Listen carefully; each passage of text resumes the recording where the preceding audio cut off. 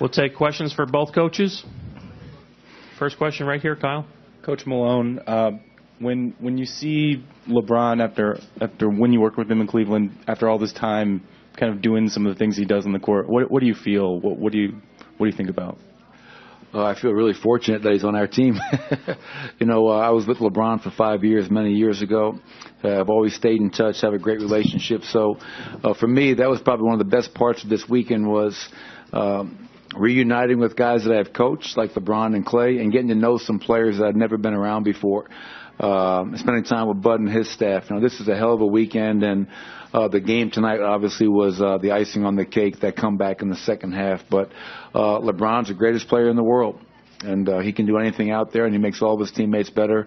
And tonight was just another example of that. Standing on the left side. Was it fun coaching against Joker, and was he running his mouth a little bit? It was. I think it was probably better that he played for Bud, got some good coaching from Bud. But I was just so happy to see him out there, see him relaxed, having fun.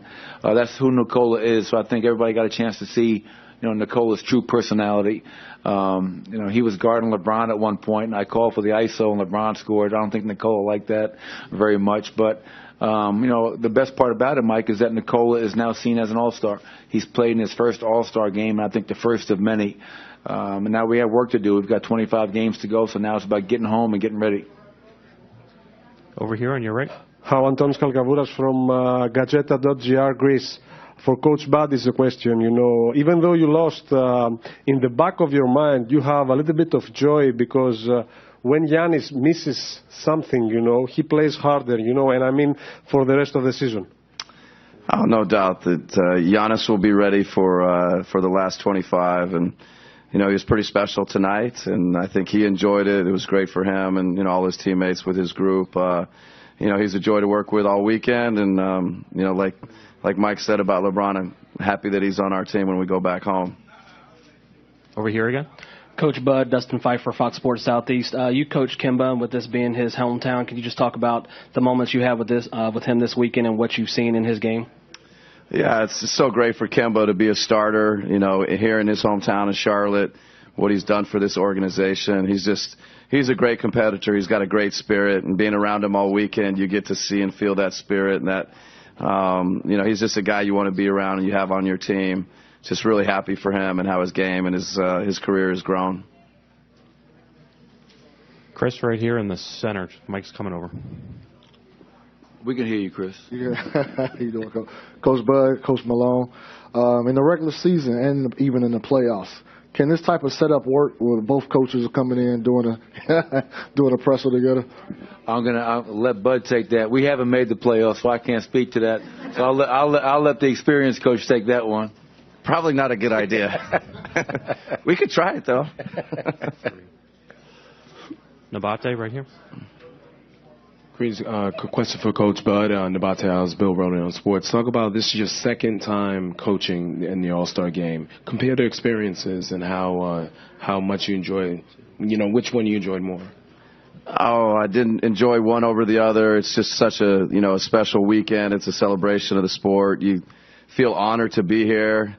I know I said it the last time. I said I don't know that I'll ever do this again, so I really want to enjoy it. And now I'm kind of saying the same thing to myself. You don't know if you're going to get these moments again. So just feel incredibly fortunate to have done it twice now. And, if it comes again, I'll do my best to enjoy it again. Coach Malone, how were you able to convince your team to play that smothering defense in the second half? Vic, it was a rousing halftime speech. What really happened was I was in the coach's locker room, and Bron asked if the team could go out and watch the J. Cole concert. And I said, listen, I'll let you guys go watch the concert if you promise to get your ass back in transition.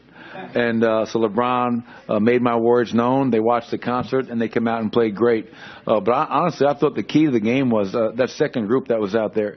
Damian Lillard, Bradley Beal, Klay Thompson, Ben Simmons. Those guys just played with tremendous pace, and we started making shots, and the game turned. And the best part about that for me, sitting there watching it, was how excited the guys on the bench were.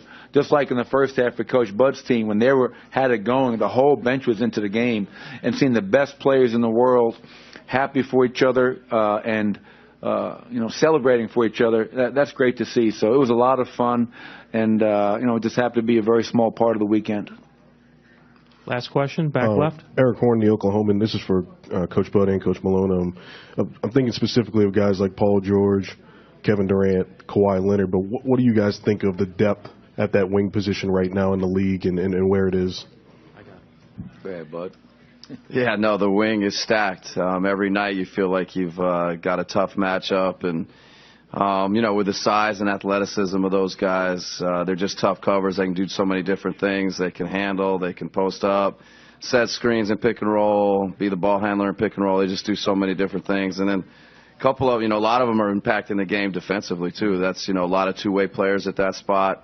So, every night you feel like it's a tough one at that spot. I agree with Bud. All right. Thank you. Thank you.